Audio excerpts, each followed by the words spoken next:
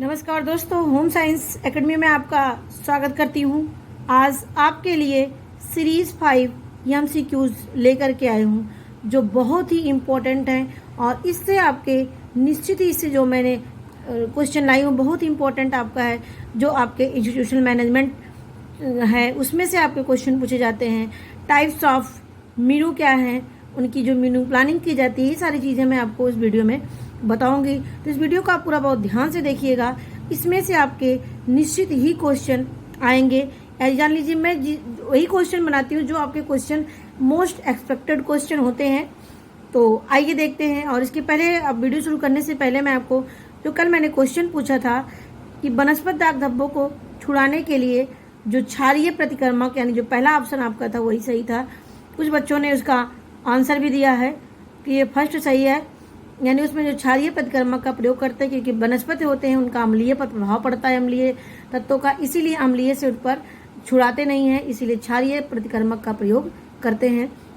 और दूसरा क्वेश्चन हमारा था कि कौन कौन से जो होते हैं कांथा के जो प्रकार होते हैं, इस कांथा के प्रकार को आपको छांटना था। उसमें से इसमें आपका था लैप, और दुर्जनी, सुजनी, आरसीलता और बेटन।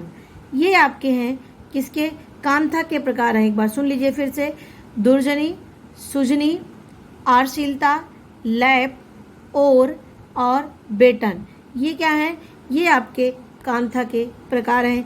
और उसमें जो गवंती, मेथी और था, ये हमारे क्या हैं? ये कसूती की जो टाँके प्रयोग किए जाते हैं वो है। ये भी आपके क्वेश्चन आए हैं। गवंती, मुर्गी, नेगी, ये आपके क्या हैं? ये भी आपके कांथा के प्रकार में आते हैं, यानी टाँके का प्रयोग किया जाता है। अब आते हैं आज का हमारा क्वेश्चन है। ये आपका क्वेश्चन देखिए, विभिन्न भोज्य पदार्थों में पाए जाने वाले प्रोटीन का मिलान कीजिए। देखिए ये आपके वो हैं भोज्य पदार्थ हैं और इनमें कौन कौन सी प्रोटीन पाई जाती है, इससे आपको मिलान करना है। तो देखिए दूध में हमारा क्या पाया जाता है? लैक्ट एल्ब्यूमिन पाया जाता है। क्या पाया जाता है? दूध में लैक्ट एल्ब्यूमिन पाया जाता है। और अंडे की जर्दी में हमारा पाया जाता है, क्या पाया जाता है? ओवोवेटेलिन। याद रखना, अंडे की यानी जर्दी की जो पीला भाग होता है उसमें ओवोवेटेलिन नामक तत्व पाए जाते हैं। तीसरा हमारा आता है सोयाबीन। सोयाबीन जो होता है उसमें ग्लाइसिन नाम की प्रोटीन पाई जाती है। और देखिए मोस्टली रूप से जो हमारे अंडे के हैं, दूध के हैं, सोयाबीन के हैं और मेवे के, ये हमारे पूर्ण प्रोटीन पाए जाते हैं इसमें, क्योंकि इसमें ये प्रोटीन हमारे लिए शरीर में उपयोगी होते हैं, यानी इसमें कंप्लीट प्रोटीन इनको जो इसमें पाए जाते हैं वो कंप्लीट प्रोटीन होते हैं। अब देखिए सोयाबीन हमारा क्या था? ग्लाइसिन होता है। और हमारा जो मेवे में पाया जाता है एक्सिलिन, क्या है? एक्सिलिन नामक जो है प्रोटीन पाई जाती है किसमें? मेवे में। अब आता है हमारा मक्का। मक्का में जो प्रोटीन पाई जाती है वो ग्लूटीन नाम की प्रोटीन पाई जाती है। क्या पाई जाती है? ग्लूटीन नाम की प्रोटीन पाई जाती है। और लास्ट हमारा आता है मांस। मांस में ट्रिप्टोफेनियम ल्यूसीन नाम की प्रोटीन पाई जाती है। क्या है? मांस में ट्रिप्टोफेनियम ल्यूसीन नाम की प्रोटीन पाई जाती है। तो यहाँ पे याद रखना, ये बहुत इंपॉर्टेंट क्वेश्चन है। ये आपके मिलान में अवश्य ही आते हैं, इससे आप याद रखना इसका। और ये नेक्स्ट देखिए, इससे संबंधित और भी क्वेश्चन आपको, जैसे मैंने यहाँ पे हिंट दे दिया, और भी इसके जो एसेंशियल हैं, सेमी एसेंशियल है, नॉन एसेंशियल है, वहाँ पे जाकर के और भी आप पढ़ सकते हैं, यानी आप खुद से भी इसको क्वेश्चन आप बनाइए। नेक्स्ट क्वेश्चन पे आते हैं। आवश्यक अमीनो एसिड को छांट कर लिखिए, यानी एसेंशियल अमीनो एसिड का इसमें से कौन सा है उनको आपको छांट के लिखना है। तो देखिए हमारा जो है आइसोल्यूसिन, लाइसिन, यानी हमारा देखिए ग्लूटामिक एसिड, आइसोल्यूसिन, लाइसिन और मिथियोनिन हमारे क्या होते हैं? ये क्या होते हैं हमारे? ये एसेंशियल अमीनो एसिड पाए जाते हैं। क्या क्या हैं? Glutamic acid. और ये देखिएगा आप, थोड़ा सा मुझे इस पर कन्फ्यूजन हो रहा है, जरा आप इसमें बताइएगा हमें, ये ग्लूटामिक एसिड हमारा आवश्यक में आता है कि नहीं आता है? मुश्किल रूप से आपका ग्लूटामिक एसिड नहीं आएगा, क्योंकि glutamic acid, aspartic acid, alanine, proline, hydroxyproline, ये हमारे दूसरे में आते हैं आपके। तो ये हमें आप कमेंट बॉक्स में बताएंगे ये जो हमने यहाँ पर लिखा है कि मेरा सही है या नहीं सही, आप हमें कमेंट में बताइएगा। तो दूसरा हमारा आता है इसमें आइसोल्यूसिन। देखिए आइसोल्यूसिन, लाइसिन, मिथियोनिन, ये हमारे क्या हैं? ये एसेंशियल अमीनो एसिड हैं। तो देखिए ये इस पर भी कन्फ्यूजन है, इस पर आप देख करके हमें आप बताएंगे कि इसका आंसर मैंने सही लिखा है या गलत लिखा है। अब देखिए आइसोल्यूसिन, ल्यूसिन, मिथियोनिन और इसके साथ साथ हमारा ट्रिप्टोफेन, ये क्या है? यही हमारे क्या है, ये हमारे एसेंशियल अमीनो एसिड हैं। और हमारा ग्लूटामिक एसिड, एस्पार्टिक एसिड, ये हमारे एसेंशियल अमीनो एसिड में नहीं आते हैं। और नेक्स्ट पॉइंट पे आते हैं हमारा, नेक्स्ट हमारा है मनोविश्लेषणात्मक सिद्धांत को क्रमबद्ध रूप में, यानी जो फ्रॉइड के द्वारा साइको एनालिटिकल थ्योरी दी गई है, इनको आपको क्रमबद्ध के रूप में लिखना है। तो देखिए ये हमारा पहला स्टेज इनका आता है क्या, ओरल। क्या है, ओरल, एनल, फैलिक, लेटेंसी और जेनाइटल स्टेज। इसको मैंने बहुत ही डिटेल में पढ़ाया है, वहाँ जा कर के आप देखिएगा मनोविश्लेषणात्मक सिद्धांत। इसमें जैसे क्वेश्चन पूछे जाते हैं उसके अनुसार मैंने बनाया है, उसी हिसाब से पढ़ाया है। वहाँ आप लिस्ट में जा कर के इसको जरूर से देखिएगा। तो देखिए oral stage, anal stage, phallic, latency और जेनाइटल। देखिए CABDE। अब देखिए हमारा नेक्स्ट क्वेश्चन है, इसी पे ही है कि फ्रॉइड के मनोविश्लेषणात्मक सिद्धांत में एनल स्टेज की प्रॉपर्टीज़ कुछ आती, यानी एनल स्टेज में जो स्टेज आती हैं वो आपको बताना है इसमें क्या होता है। तो देखिए ओरल हमारा किस में पाया जाता है, ओरल स्टेज में ओरल सकिंग पाया जाता है, ओरल में ये आपका ओरल स्टेज में पाया जाता था। लेकिन जो एनल है दूसरी स्टेज में एनल एक्सपेल्सिव और एनल रिटेंटिव होता है। क्यों होता है, क्योंकि इसमें बच्चा जो है अपने मूत्र को कभी कभी किसी वजह से जो है रोक लेता है, या किसी पर किसी गुस्सा किसी उस मूत्र या मल पर उतारता है। तो ये दोनों स्टेज में इस चीज़ को बताया गया है, और एनल एक्सपेल्सिव और एनल रिटेंटिव में। तो आप इसको देख लीजिएगा पूरा। अब कि ओरल सकिंग और ओरल बाइटिंग हमारा फर्स्ट स्टेज में पाया जाता है, यानी ओरल स्टेज में पाया जाता है, यानी सक करता है और काटता है। अब देखिए नेक्स्ट क्वेश्चन पे आते हैं हमारा, ये मैंने RDA से लिया है। देखिए RDA का जो आप लोग 19 का चार्ट बता रहे थे, मुझे 19 का चार्ट नहीं मिला, 2016 का जो चार्ट मिला है और 2011 का चार्ट था। तो आप मैंने जो बनाया है वो 2016 के ही बेस पर था। तो देखिए यहाँ पर है sedentary man, sedentary women, lactating mother, pregnant lady.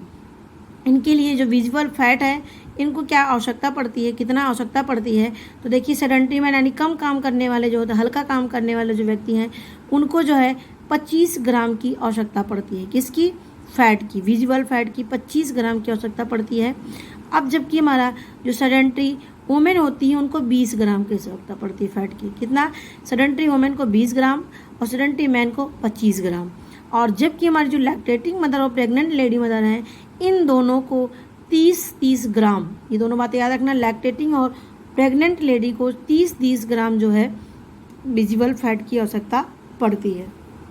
तो बहुत इंपॉर्टेंट पॉइंट है, ये आपके मैच कराने वाले क्वेश्चन आते हैं। अब देखिए नेक्स्ट क्वेश्चन पे आते हैं। नेक्स्ट क्वेश्चन हमारा है, ये देखिए हमने ये पूरा बनाया है, क्या है ये, इंस्टीट्यूशनल मैनेजमेंट में मैंने पूरा क्वेश्चन बनाया है, क्योंकि इससे आपके बहुत ही क्वेश्चन आते हैं। देखिए in which given point are related in directing process. अब इसमें बताना है इसमें से जो दिया गया है इसमें से कौन कौन से डायरेक्टिंग प्रोसेस में आते हैं, इसमें आपको बताना है। तो देखिए यहाँ पर controlling, guiding, instructing, evaluation, supervising, teaching और रिव्यूइंग। तो इसमें आपका जो आता है, क्योंकि देखिए ये आपके कंट्रोलिंग और इवैल्यूएटिंग क्या है, ये आपके फेज हैं प्लानिंग, कंट्रोलिंग और इवैल्यूएटिंग, ये आपके डायरेक्टिंग में नहीं आते हैं। तो क्या आएंगे आपके, डायरेक्टिंग आएंगे, इंस्ट्रक्टिंग, और इसके साथ साथ आपके आते हैं ये हमारा सुपरवाइजिंग और टीचिंग और रिव्यूइंग। यानी उनको क्या है, डायरेक्ट करने का मतलब है कि जो भी काम मैनेजमेंट के संबंधित हो रहा है उनको कैसे आप गाइड करेंगे, कैसे उनको निर्देश देंगे। तो ये इनके तरीके होते हैं, इंस्ट्रक्टिंग के माध्यम से, गाइडिंग के माध्यम से, सुपरवाइजिंग, टीचिंग और रिव्यूइंग के माध्यम से उनको डायरेक्ट किया जाता है, जिससे काम आसानी से कर सके और प्रभावी तरीके से हो। अब देखिए यहाँ पर ये आपको समझाया नहीं था मैंने, right the tools of management. Management के कौन कौन से टूल्स होते हैं जिनका उपयोग किया जाता है, इसको मैंने ऐसे ही लिख दिया है, तो याद कर लीजिएगा इसको।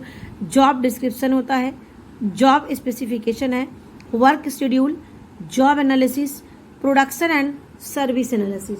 तो इसमें क्या है कि जब हम मैनेजमेंट के टूल्स होते हैं, सबसे पहले हम जॉब का डिस्क्रिप्शन बताते हैं, हमारे पास क्या जॉब है, अब उस जॉब में कौन कौन सी जॉब है, किस किस पोस्ट पर जॉब है, उसको स्पेसिफिकेशन में बताते हैं। वर्क शेड्यूल यानी हमारा काम करने का क्या शेड्यूल है, कैसे क्या वर्क होता है, और उसके बाद जॉब का एनालिसिस किया जाता है, और लास्ट में प्रोडक्शन एंड सर्विस एनालिसिस किया जाता है। तो ये हमारे टूल्स होते हैं किसके, मैनेजमेंट के। याद रखना, job description, job specification, work schedule, ये क्वेश्चन आया भी है आपका, job analysis, production and service analysis. अब देखिए नेक्स्ट क्वेश्चन पे आते हैं, ये भी आपका है, right the steps of the personal जो है मैनेजमेंट। क्या है, right the steps of the personal management इससे आपको इसका आंसर देना है। आंसर क्या देना है मैंने यहाँ पर समझाने की कोशिश की है आपको, इसका मैंने मैच नहीं बनाया है बल्कि ऐसे ही लिख दिया है, तो भी आप समझ लीजिए। पर्सनल एडमिनिस्ट्रेशन, अब देखिए पर्सनल जब इसमें आ जाता है कि यानी व्यक्तिगत रूप में प्रशासन होता है तो वहाँ पर उसका पर्सनल रिकॉर्ड रखते हैं, पर्सनल का क्या रिलेशन है इसको रिकॉर्ड रखते हैं। पर्सनल रिसर्च उस पर किया जाता है कि उसके अंदर क्या क्वालिटी है, कैसे क्या चीज़ें वो करता है, किस तरह से, यानी ऑल ओवर उस पर्सनल एडमिनिस्ट्रेशन में इन 3 चीज़ों को ऐड किया जाता है, पर्सनल रिकॉर्ड, पर्सनल रिलेशन और पर्सनल रिसर्च पर इनके द्वारा इसमें अध्ययन करते हैं इन पॉइंट को। दूसरा आता है रिक्रूटमेंट एंड सिलेक्शन, इसमें क्या हमारा, इसमें है process of attracting A qualified candidate. अब देखिए रिक्रूटमेंट निकालते हैं कि इसमें कि अट्रैक्ट करते हैं क्वालिफाइड कैंडिडेट को, विभिन्न प्रकार के जो उनके काम होते हैं उसी के अनुसार उनको अट्रैक्ट किया जाता है, उसी के अनुसार उनको काम दिया जाता है जिससे वो अपने काम को सही से कर सकें अपनी योग्यता और क्षमता के अनुसार। तीसरा हमारा आता है इंडक्शन। इंडक्शन क्या होता है, जब उस जॉब पर हम सेलेक्ट हो जाते हैं तब इंडक्शन होता है। इंडक्शन का मतलब एज अ ट्रेनिंग, तो इसमें क्या होता है एज अ ट्रेनिंग कह सकते हैं, एज अ उनको इन्फॉर्म करना, उस संस्था के बारे में उनको पूरा बताना इंडक्शन प्रोसेस में होता है।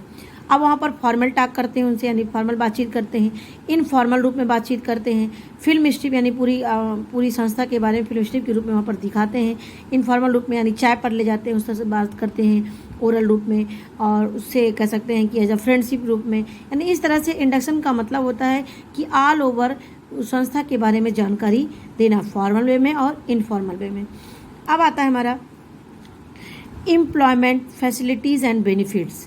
अब देखिए यहाँ पर यदि वो व्यक्ति मतलब ज्वाइन कर लिया है तब उसको क्या क्या फैसिलिटीज़ दिया गया है, फिजिकल एंड साइकोलॉजिकल नीड्स, क्योंकि व्यक्ति अपनी फिजिकल ये नीड्स को ध्यान में ही रख करके कहीं किसी जगह पर वो जॉब करता है, क्योंकि जब तक ये फैसिलिटी उसके अनुसार नहीं होगी उस स्थान पर जॉब को नहीं कर सकता है।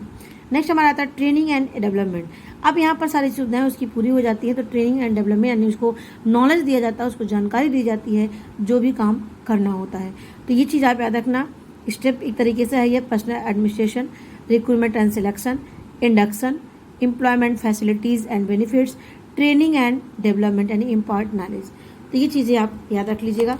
अब देखिए है हमारा ये भी आपका क्वेश्चन आया हुआ है, देखिए यहाँ पर आपको मैच कराने के लिए है, यहाँ पर एक सेकेंड, हाँ देखिए यहाँ पर match the leadership style their characteristic. यहाँ पर देखिए लीडरशिप स्टाइल है और इस स्टाइल में क्या क्या चीज़ें उनके अंदर क्या क्वालिटी होती है ये आपको बताना है। तो देखिए यहाँ पर है ऑटोक्रेटिक या सेंट्रलाइज्ड, क्या बोलते हैं, उसी ऑटोक्रेटिक को सेंट्रलाइज्ड भी कहते हैं। तो ऑटोक्रेटिक, सेंट्रलाइज्ड, इनको आपको मैच कराना। ये क्या होते हैं, managers takes his own decision, यानी ऑटोक्रेट में क्या होता है, जो मैनेजर्स होता है वो किसी की सलाह नहीं लेता है, किसी अपने निम्न कर्मचारी से कोई सलाह नहीं लेता है, बल्कि वो खुद डिसीजन लेकर के काम को आगे बढ़ाता है। तो ये किस कैटेगरी में आते हैं, ऑटोक्रेटिक में आते हैं, जो स्वयं निर्णय लेता है, यानी मैनेजर खुद निर्णय लेता है, किसी और की उसमें पार्टिसिपेशन नहीं होता है। दूसरा पॉइंट हमारा आता है पार्टिसिपेटिव अथवा डिसेंट्रलाइज। ये शब्द पे ध्यान दीजिएगा, इसलिए मैंने और करके लिखा है।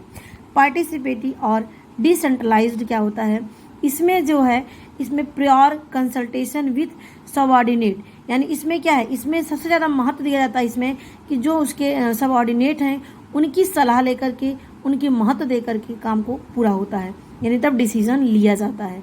तो कहने का मतलब इसमें जो सबऑर्डिनेट होता है उसको ज़्यादा महत्व दिया जाता है। और नेक्स्ट हमारा आता है डेमोक्रेटिक।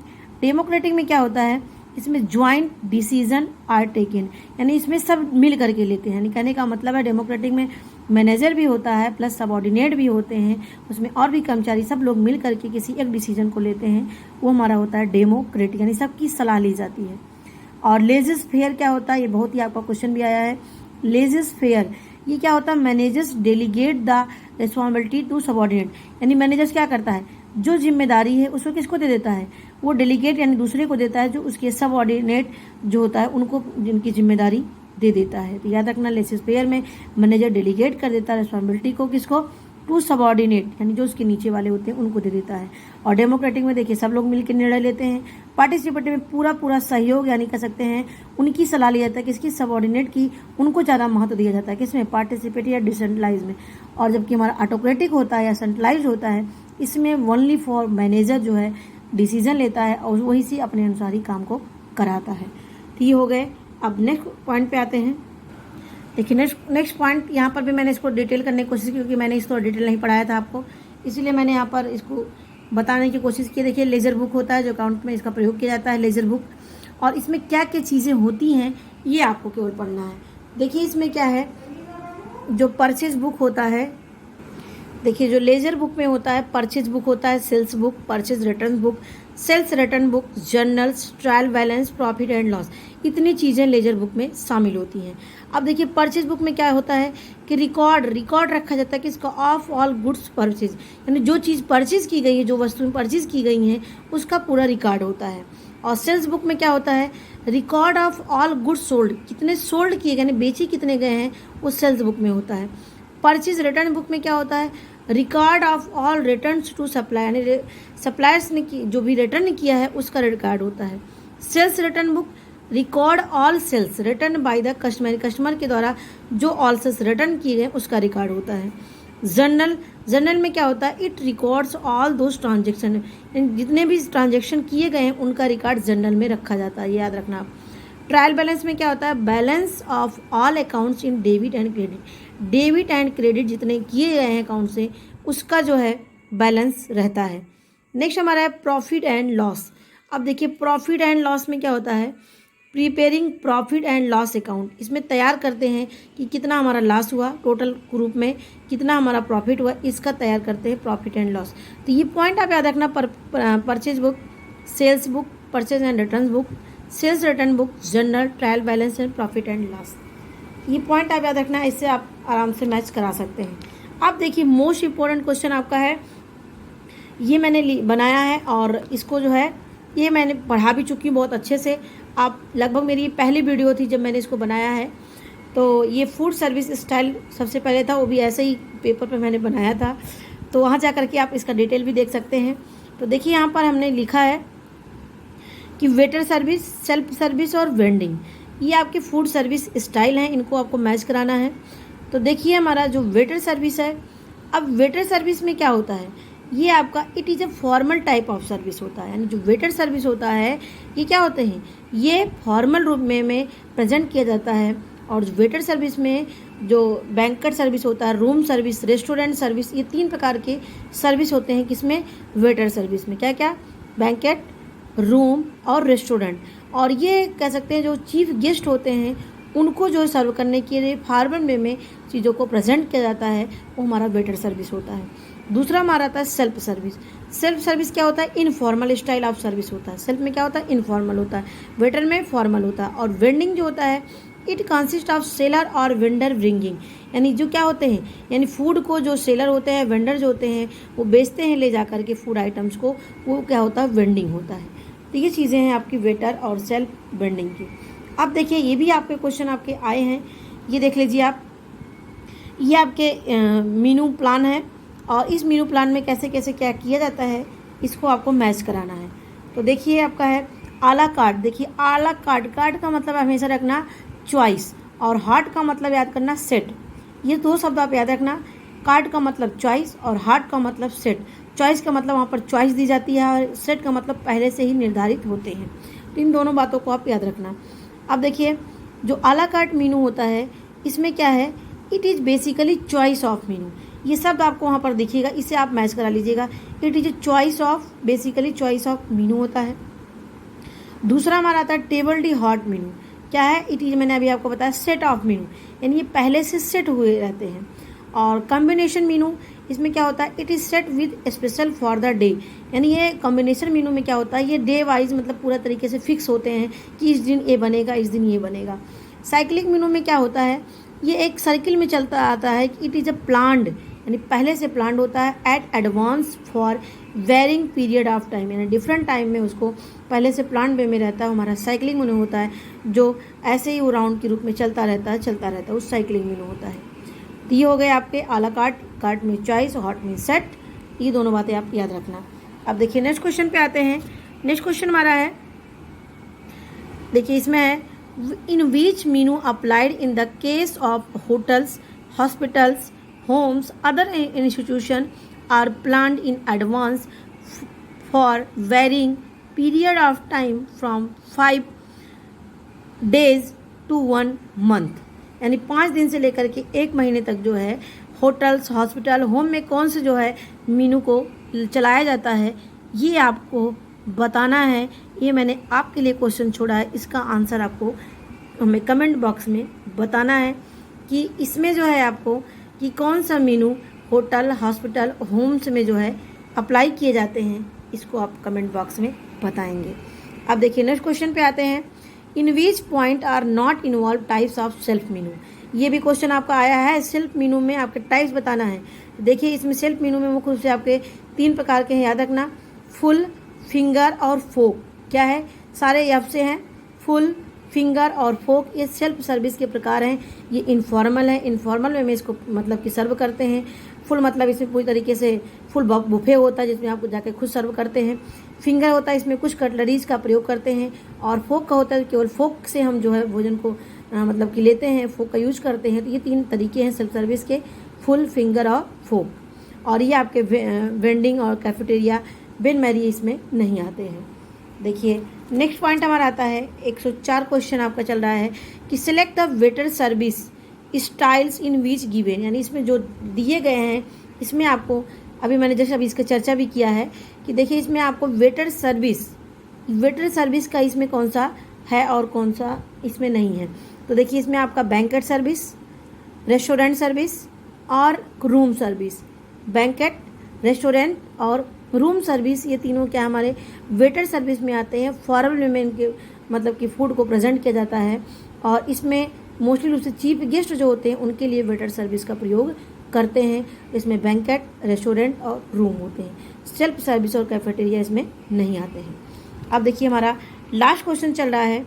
लास्ट क्वेश्चन हमारा है which factors to be considered while choosing men's wear quality, यानी आप मैन के कपड़े को यदि आप चूज कर रहे हैं, यानी जो मेंस होते हैं उनके कपड़े को चूज करते समय कौन कौन से कारक है जो हमें ध्यान में रखना चाहिए। तो देखिए इसमें लाइट वेट होता है, यानी हम हल्का होता है पहनने में। तीसरा आपका था लेस लर्निंग रिक्वायरमेंट, यानी ऐसे कपड़े हो जिसको कम धुलना पड़े। इससे क्या होता है, बहुत ज़्यादा धुलने से जो उसकी चमक भी खत्म हो जाती है, उसकी ड्यूरेबिलिटी भी खत्म हो जाती है। तो ऐसे कपड़े हो जो लेस ड्यूरेबल रिक्वायरमेंट हो, लाइट वेट हो और इसके साथ साथ ड्यूरेबिलिटी हो, यानी वो मजबूत भी हो। और इसके साथ साथ हमारा आता है 5वां अपीयरेंस एंड कंफर्ट, और पहनने में वो कंफर्ट फील हो, स्लिपरी नहीं हो, यानी सरकने वाला इस तरह ना हो कि पहनने में असहज महसूस करें। और ये इस तरह नहीं होना चाहिए, यानी स्लिपरी नहीं होना चाहिए, लाइट वेट हो, लेस लॉन्ड्री रिक्वायरमेंट हो, ड्यूरेबिलिटी और अपीयरेंस एंड कंफर्ट। तो इस तरह से क्वेश्चन आप खुद ही सॉल्व करिए। और ये हमारी वीडियो, यदि मेरी वीडियो आपको अच्छी लगी होगी तो लाइक और शेयर करना ना भूलें। और यदि कोई और टॉपिक आपका रह गया होगा तो हमें बताइएगा कमेंट में कौन सा पढ़ाना है। और आप एक बच्चे कही रहते ग्लाइसेमिक इंडेक्स, मैंने अभी जल्दी ही में ग्लाइसेमिक इंडेक्स पढ़ाया है। और ये ग्लाइसेमिक इंडेक्स उसके साथ मैंने पढ़ाया है जिसमें थर्बलिक का जो मैंने वर्क सिंप्लीफिकेशन पढ़ाया था उसी के साथ मैंने इसको पढ़ाया है। वहाँ जा कर के आप देख लेंगे। और अब नहीं आप देख पाएंगे तो मैं इस वीडियो के डिस्क्रिप्शन में उसको डाल दूँगी, वहाँ से जा कर के आप ग्लाइसेमिक इंडेक्स देख सकते हैं। और भी कुछ होगा तो आप हमें बताइएगा, कोई प्रॉब्लम होगी तो मेरी वीडियो देखने के लिए आपको धन्यवाद।